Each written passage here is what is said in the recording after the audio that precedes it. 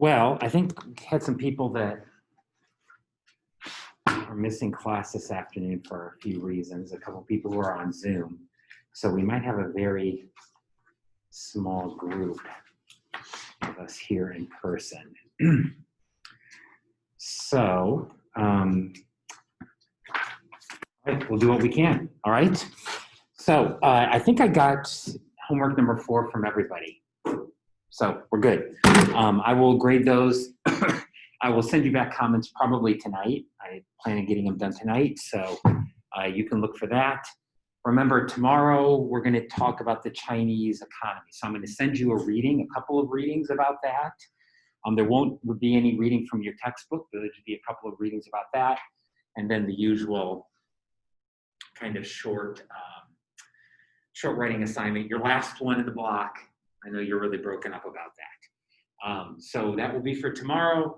And my hope is actually that we will only have class in the morning, and then the afternoon you can have time to prepare for the third exam. And if you have any questions for the third exam, please come prepared to bring in the class tomorrow. We can talk about it, okay?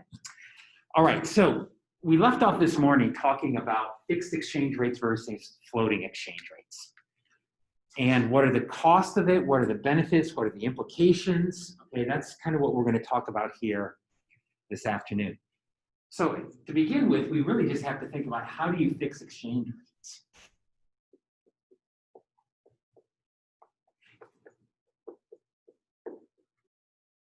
All right, how does a central bank fix the exchange rate? Well, in theory, it's actually pretty simple. How can I fix the price in any market? All I have to do is have the resources to buy and sell at that price. Right? So if I have the resources to buy and sell at that price, I can fix the market. I can fix the price. And so really, what do central banks have to do? Well, fixing an exchange rate is really saying we are ready to buy and sell at this fixed exchange rate. As long as you are ready to buy at that exchange rate, or as long as you're ready to sell at that exchange rate, you can fix it at that exchange rate. Okay? So let's talk about 2 examples, right? 2 examples. One is what we'll call an overvalued exchange rate. And by this, I mean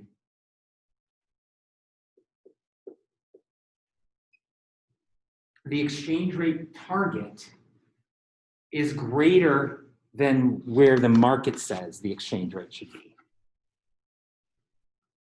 Okay? Here, I'm going to use big E to denote an exchange rate not the United States. Okay? So let's think about a country other than the United States. So little e will be the US value of the dollar. Big E will be some other country, right? The yen, the value of the yen, or the value of the Canadian dollar, or something like that, okay? So let's say, for instance, if we use a specific example, Canada. What happens if Canada wants to set their exchange rates? So here's the foreign exchange market. Here's the exchange rate. And here's quantity of the currency, quantity of foreign exchange. And we have supply and demand. And so let's say that this is where the market thinks that the exchange rate should be. This is where the market thinks the exchange rate should be. But the central bank wants to set the target up here. This is their fixed exchange rate. So in this case, we would say that the central bank or that the exchange rate is overvalued, is being valued at more than what the market thinks. Okay, so what is this policy that the central bank has to do? They have to appreciate the currency, right?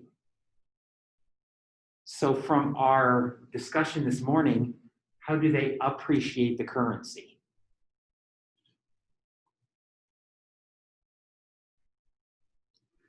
How do they appreciate the currency?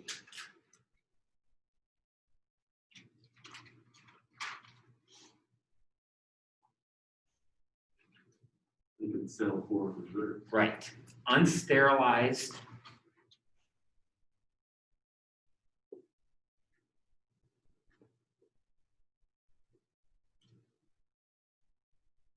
an unsterilized sale of foreign reserves. This is what the example we talked about this morning, where this should decrease the monetary base and decrease the money supply, which leads to higher interest rates. This will lead to a decrease in the supply, but an increase in the demand for the currency.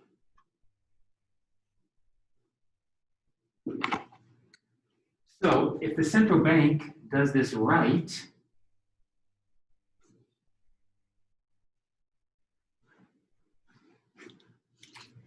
they can drive the currency up. What are they doing here? When they're selling foreign currency, what are they doing? They're buying their own currency, right?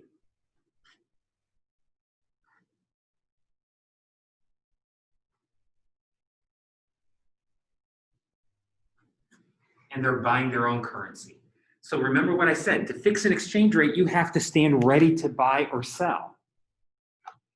So here, if the market thinks that your currency is worth less than what you think it's worth or where you're targeting it, what are you going to have to do? You're going to have to stand ready to buy, right? You're going to have to buy at a higher price than what the market says. Now, can you see any problem with this?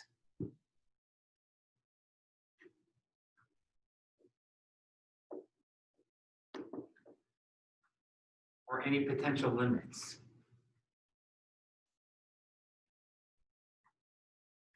First off, if you're fixing your exchange rate, what don't you have control over? You have to give up control over the money supply and interest rates.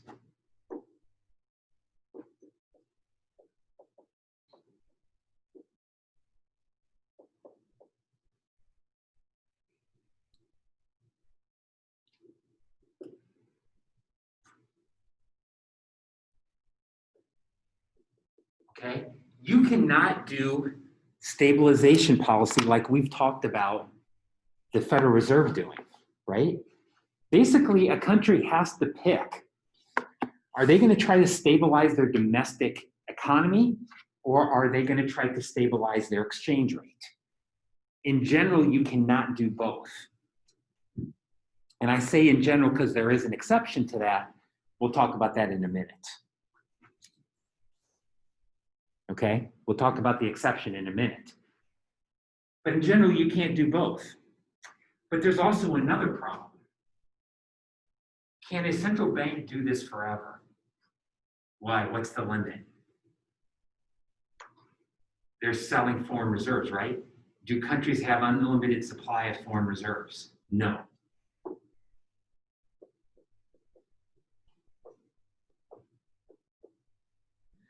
You could run out of foreign reserves, and this is what a currency crisis is.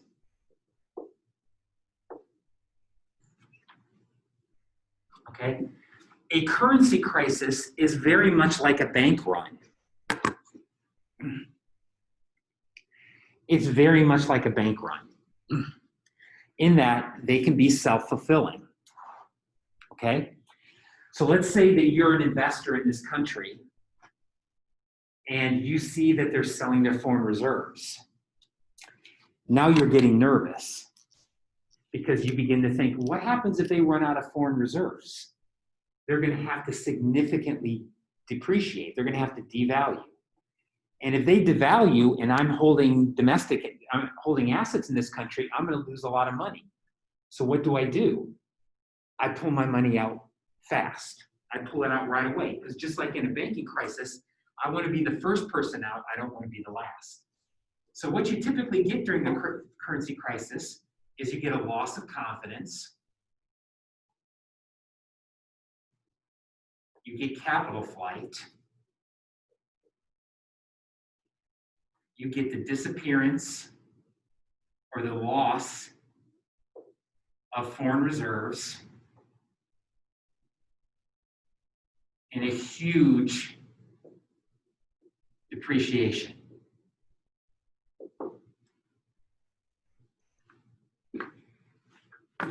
You end up getting a huge depreciation.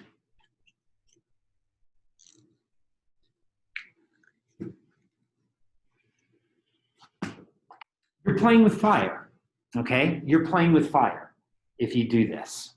Because if you let your currency get too overvalued, you run the risk of a currency crisis.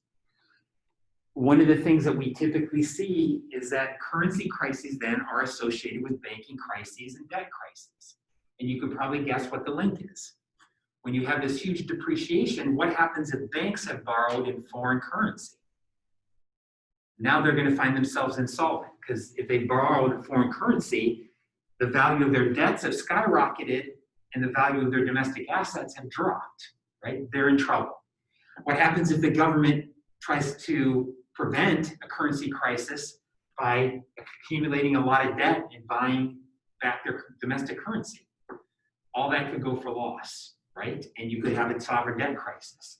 So all of the kind of financial crises that we've talked about before, currency crises can contribute to them, right? They can be a source of loss. And I think we talked about banking crises. We talked about a large devaluation as being a source of a banking crisis. And that's what's happened. And this is what's happened in many countries that have let their currency get too overvalued. So that's how you, in theory, how you, at least one half of how you fix your exchange rate, but there's a danger. Let's talk about the other example.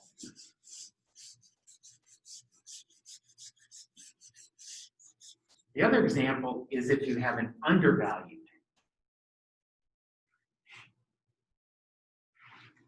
exchange rate.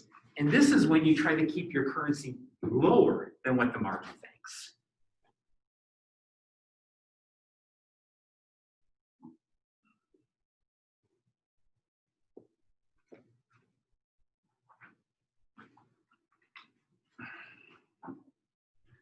So here, you have a target .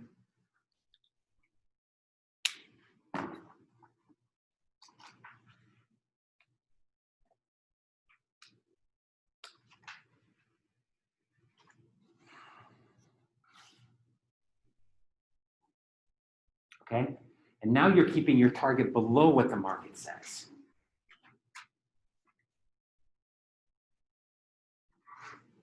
All right, what should the central bank policy be here? Well, it should be the opposite of before, right? Here you want to do an unsterilized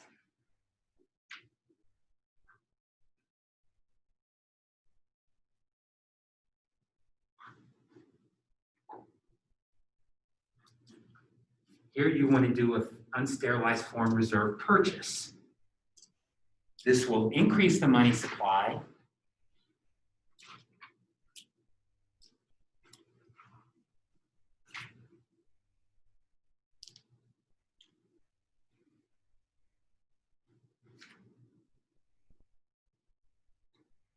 This will decrease interest rates .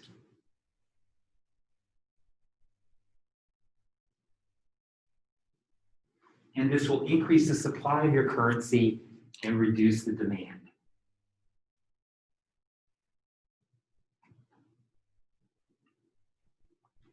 And if you do it right, it will drive your currency right down to this, right down to your target.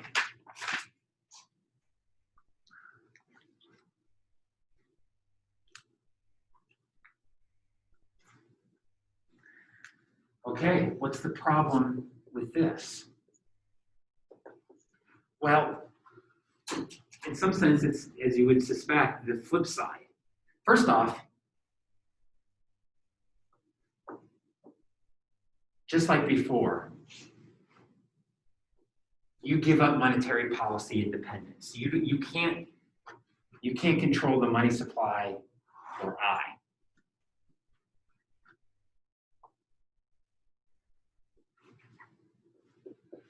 Right?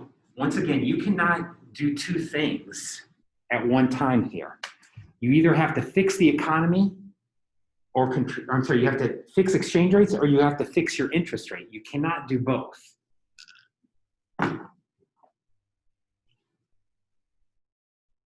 In particular, what are you likely to get if you do this?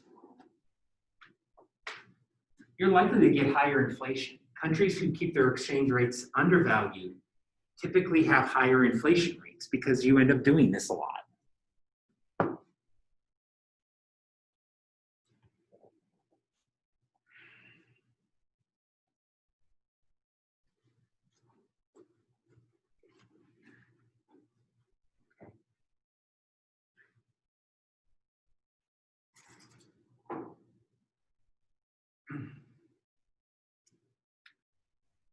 The other problem, and maybe this is a problem only depending on what you look at it, is that the reason many countries do this is they try to promote exports. If you keep your exchange rate low, you're trying to promote exports.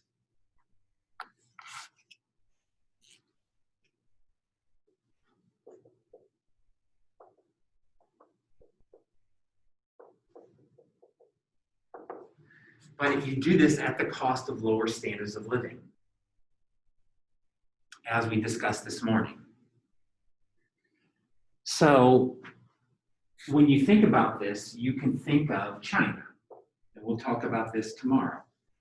But this has generally been the monetary policy that China has followed. Not exactly. I'm going to complicate this a little bit in a moment. But in general, less so today than in the past, but in general, China's tried to maintain an undervalued exchange rate. Why? To promote exports and encourage a trade surplus. But what are the costs of that? Higher inflation in China and lower standards of living and to some extent a weaker financial system. Right? Because as we're going to talk about tomorrow, well, and even a little bit today, part of keeping this all together is that China has to put some pretty significant restrictions on capital flows that come between countries. Okay? So when you fix, you give up independent control of monetary policy.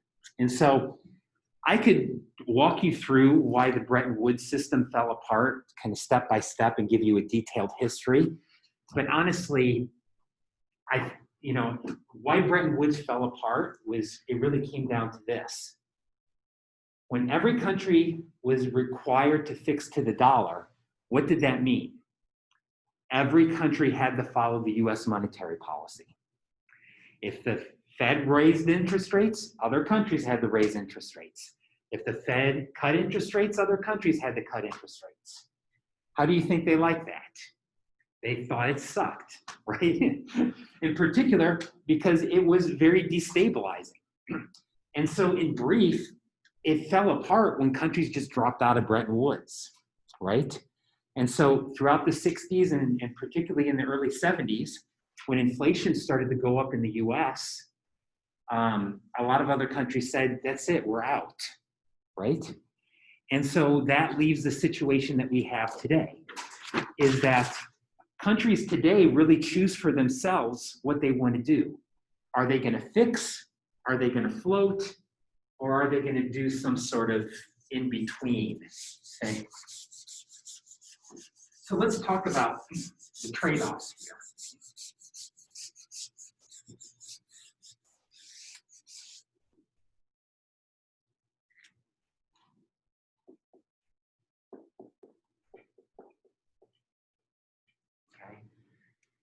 And a few of you might be familiar. Trilema has two guns.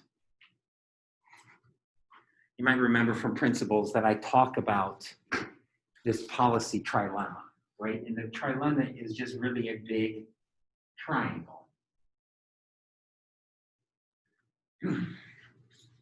To say that when thinking about monetary policy, there's really three things that you could choose as goals, right? So what I'm going to put here is some of our goals. You can have independent monetary policy.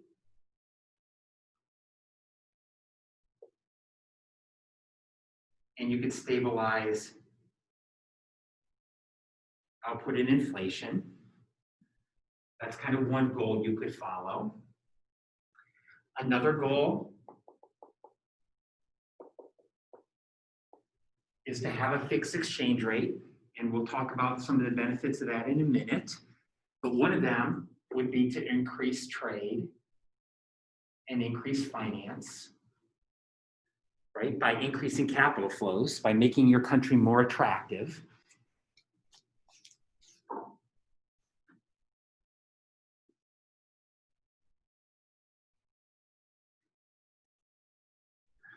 Right? And the third is capital mobility. To encourage finance by letting capital flow in and out of your country.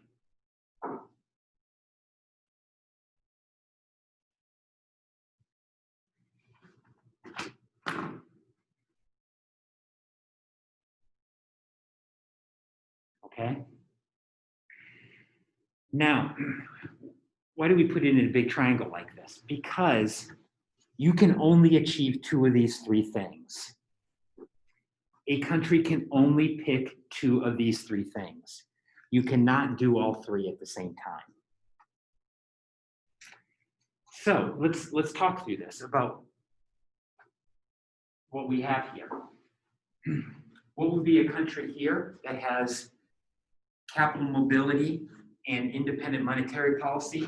This would be the Euro area, right? The Euro area wants independent monetary policy, particularly to stabilize inflation.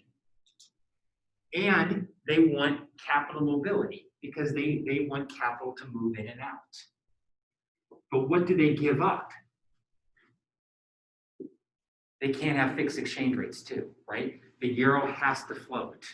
And so they're going to get exchange rate volatility, right? So, for instance, if you pick, right, if you pick down here, what are the good things?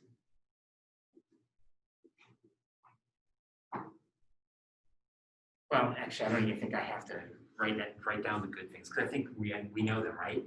You get to stabilize output, and this really encourages finance. What's the cost? You get a lot of exchange rate volatility.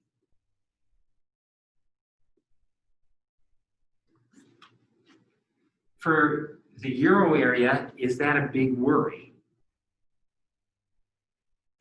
Not really. I mean, exports within the euro are really high.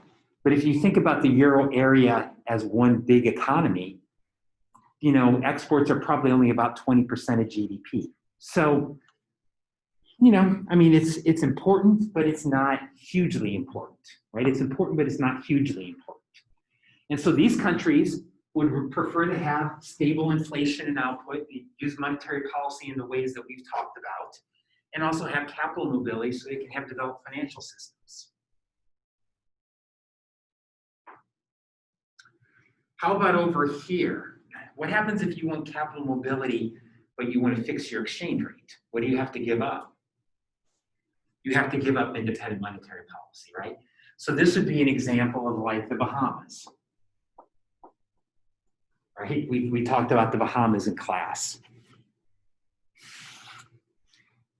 What's the biggest factor in the Bahamian economy? Tourism with the United States, right? How do they encourage that? Fix the exchange rate to the dollar. That's the number one priority. They also want to have some capital mobility. But what do they have to give up? They have no independent monetary policy. They just, as we talked about, have a currency board, right? Every one of their dollars is backed by a US dollar. And that's fine for them. So many countries do this, either through a currency board or, just through managing their exchange rate in the ways that we've talked about, right? So, for instance, Korea largely fixes their exchange rate to the dollar. That's actually an interesting case because South Korea's largest trade partner is Japan, but they fix to the dollar. So what does that tell you? They're less worried about trade and they're more worried about foreign finance, capital flows, right? So even though their biggest trading partner is Japan, fixing to the dollar gives them better access to international capital markets. And then you have the third side of the triangle. This is one that is not often picked. But this is when you want to have fixed exchange rates and you want to have independent monetary policy. How can you do that? You can do it, but you cannot let capital move in and out of your country, right? Because if you fix the exchange rate, but then change the interest rate, right? People are either going to see your currency get overvalued or undervalued, and that's going to lead to a problem in the long run. So the only way you can have these two things together is if you put capital controls on it. And this is essentially where China is. China's big enough that it sees value in having independent monetary policy, but it also wants to largely control its exchange rate because it's very focused on international trade. So what does it give up? Capital mobility, right? It has a very complicated system of capital controls. And as you read about in the reading, this is ultimately the reason why it's hard to see the RMB, right, the Chinese currency, the RMB, become an international currency, a global currency. It's very hard to see it unless China significantly reforms, because right now, there's too many capital controls on holding RMB. Most people cannot have easy access to RMB assets, right? And so if you can't get easy access to RMB assets and you can't get easy access to RMB currency, there's really no reason, there's a really good reason why many people don't want to hold RMB currency, right? Many people are worried that if they can get money into China, but they can't get it out, right? And if you can't get it out, why would you put it in, right? That's the basic conundrum. And so, yeah, until that changes, China has an unusual system here, a complicated system that we're going to talk about tomorrow. But until that changes, it's very difficult, regardless of how big or powerful the Chinese economy gets. It's very, very difficult to see how the Chinese RMB would become in a global currency, right? So, I think we can sit here. Once we understand this, we can kind of get some insight into some basic things here related to who fixes. So what kind of countries tend to fix?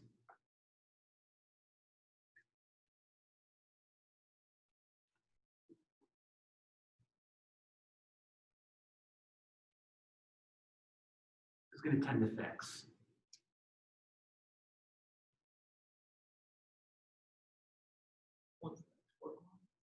Right, so open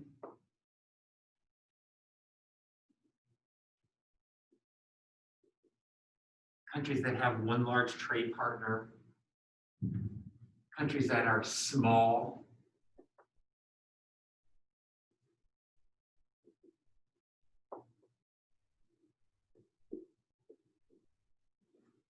countries that are dependent on foreign capital,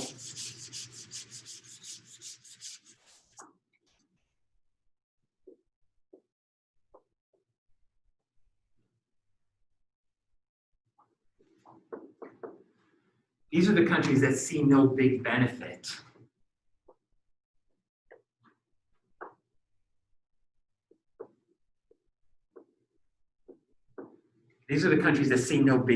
to having independent monetary policy, right? There's just not that much in it for them.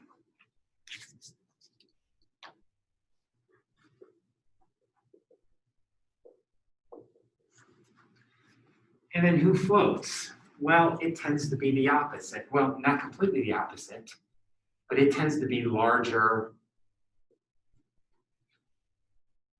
richer,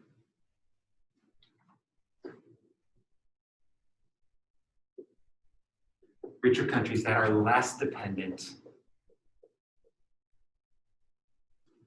on trade or foreign capital.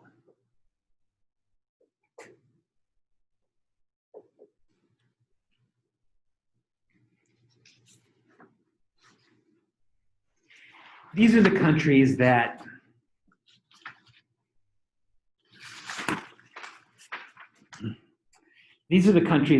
quite honestly, exchange rate instability, exchange rate volatility is not that costly to them, right? They can live with it, right? They would much prefer to have independent monetary policy.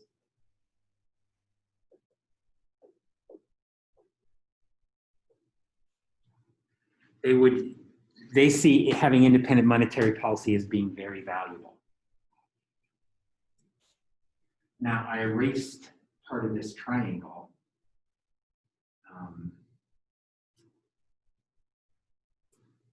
Where's the US?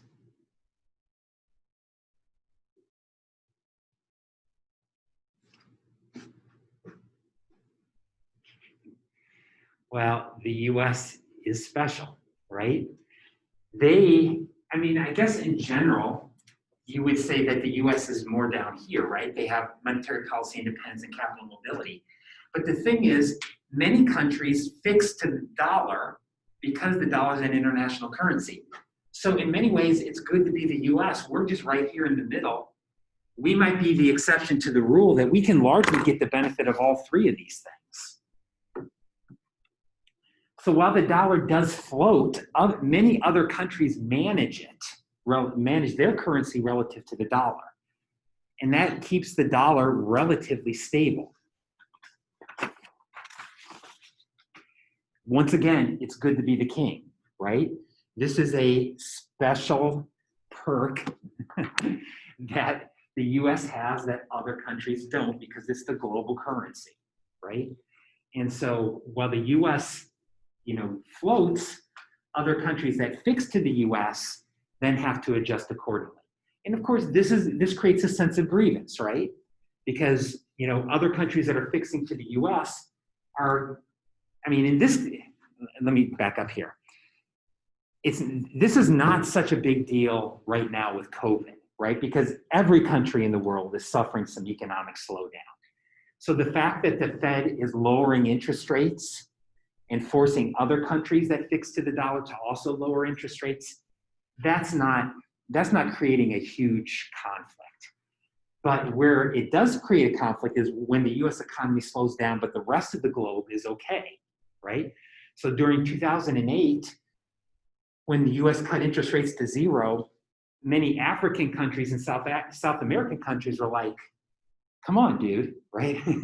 We're trying to fix to you, and yet you are forcing us to cut interest rates to zero. And we're not having a financial crisis because we weren't tied up in your mortgage-backed security market. And yeah, it created a sense of grievance, right? That once again, everybody kind of has to follow along with what the Fed wants because the dollar is the global currency. And this is exactly the point of that article on the love-hate relationship that other countries have with the dollar, right? On one hand, it is good that the dollar is out there. We do need a global currency. But on the flip side, it creates a sense of privilege in the US, right? And it creates a sense of grievance outside of the US. One of the interesting things you'll notice, though, from this article is you'll see that while China, the relative impact of China is going up in terms of international reserves, it's not impacting the United States, right? That the share of international reserves in dollars is pretty much constant at about 60%. So as China's gotten more important, it's not pushing out the dollar. Who's it pushing out? It's pushing out Japan and Britain and the euro, right? So in other words, markets kind of see less confidence in the yen and the euro and the pound as being international currencies.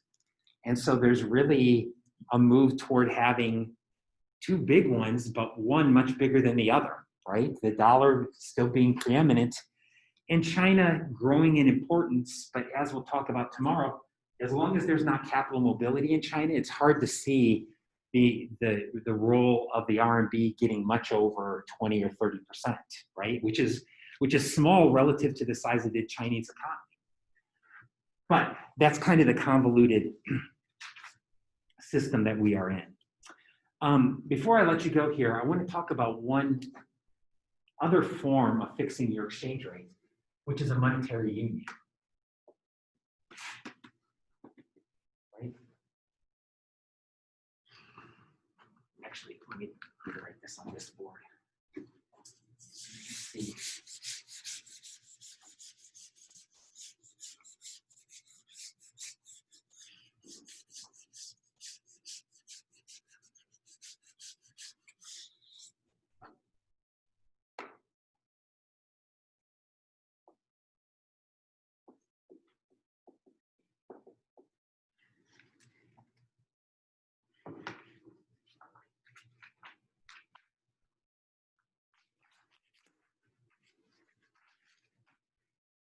Okay.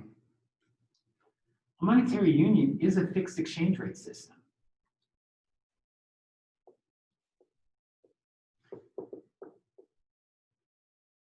So if you think about a euro, it's saying that a euro issued in France is exactly the same thing as a euro issued in Germany.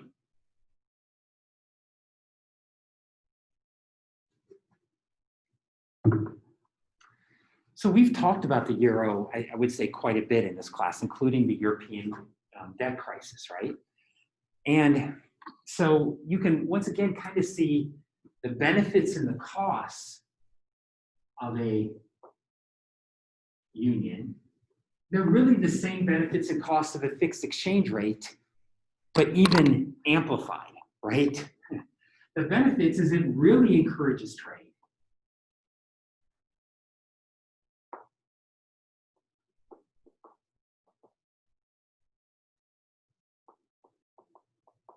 It really encourages trade within the union.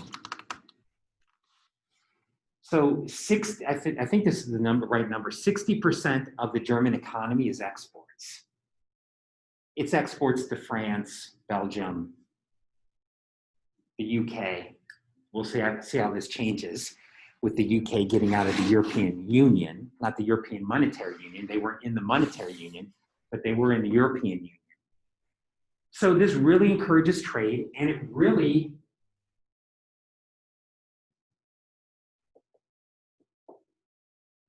has in many ways encouraged capital inflows, because instead of having 12 different financial systems and a lot of exchange rate volatility, now you have one big financial system.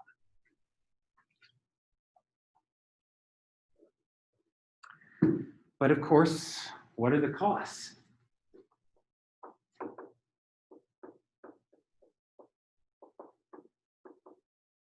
You can't have any independent monetary policy. There is zero flexibility. And that's why they essentially set an inflation target, because they realize there's no way that France can have a different monetary policy than Germany can have a different monetary policy than Greece.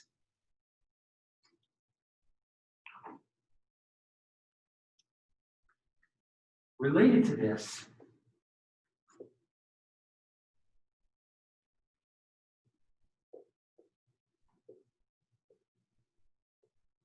this one is a little bit less clear until you think about it. There is no independent price adjustment.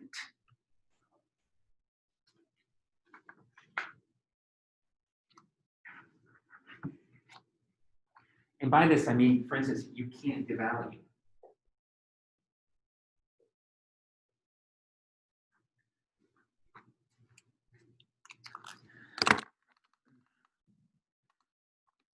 So let me explain this. let me back up by saying you're going to hear me say this a lot tomorrow. I'm always searching for candidates, but I take a class to China every other year. All right. So hopefully next December, right? We'll see. I have to see how this COVID stuff shakes out. But next December, hopefully we'll be taking a class back to China. But I've thought many times, I should do, every other year I should go to China because China's really a fascinating place. But what do I do in the off years? Well, this is what I should do. I should just wait to the last minute and find a country that's going through an economic crisis. Because what typically happens when you go through an economic crisis? Well, your economy goes to crap, right? But there is one nice thing. Usually your exchange rate devalues. And so it becomes a great place to visit, right? And so I've often had this thought that what we should do is we should wait, see where there's a crisis, everybody chip in like $3,000 and we go and live like kings and queens, right? Because, sometimes you have a devaluation of 50%, meaning everything is half off, right? We could live great. And so, I'm not completely joking about this. I would love to do this. But think about the position of Greece, because Greece was one area where this wouldn't have worked, right? What was the problem with Greece even today? They're still going through this crisis, but Greece is just as expensive as it always been. Why? Because it's still on the euro, right? There was never an opportunity for the Greek currency to devalue relative to the euro, which would make Greek exports cheap and would make Greek a cheap place to visit and would help the Greek economy. And so this has been one of the reasons why the recovery in Greece has been so slow, is they don't have any independent price adjustment, right? There's no way for prices to kind of collapse in Greece but stay high in Germany. And that has really slowed their recovery. And so you won't be surprised to know that monetary economists like myself have always been a little skeptical of monetary unions. Oops, sorry, stupid Siri. But monetary economists have always been a little skeptical of monetary unions. Not to say that we don't see the value of this, but not having independent monetary policy, not having any independence in your monetary policy really does not provide a lot of flexibility when it comes time to an economic crisis, right? And so that's why I think, you haven't seen a lot of countries banging on the door to do a monetary union. To be honest with you, there's one spot where a monetary union in many ways would make a ton of sense, and that is between the US and Canada, right? And maybe Mexico, right? That's actually, 3 countries that do a ton of trading with each other, that have very integrated financial systems. That's potentially a great match. But what would it require? It would require each country giving up some independence. In the case of the United States, it's almost impossible to think about how that would happen, right? Given our current political situation, or not even our current. I mean, I just think Americans in general have been very skeptical about giving up any sort of control or independence to, international agencies, let alone those damn Canadians. And it would, make price adjustment a lot more difficult. So while there has been talk about having monetary union in many places across the globe, in general, when it gets down to it, it's a big step, right? It's a big step. So, all right, that kind of finishes up chapter 18. So as I said, tomorrow we will talk about the Chinese financial system. I'll send you some readings here in a couple of minutes. And yeah, we'll be good to go for the last lecture. All right, good to go. Make sure tonight that you spend a little bit of time thinking about the third exam and bringing any questions. Before I let you go, let's just be clear about what's on the third exam, if I can remember myself. I think it's on chapters 15, 16, and 22 on monetary policy, right? Basically,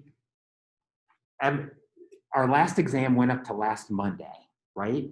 So it's last Tuesday, last Thursday, last Friday, and then this week.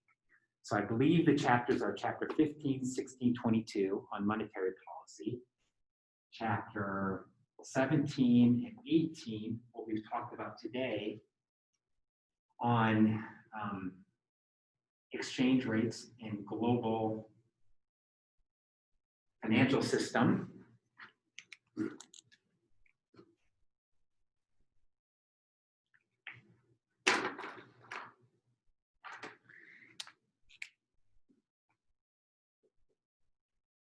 Right? And then the Chinese economy, which is what we're going to talk about tomorrow. And then I'm also just going to add to this,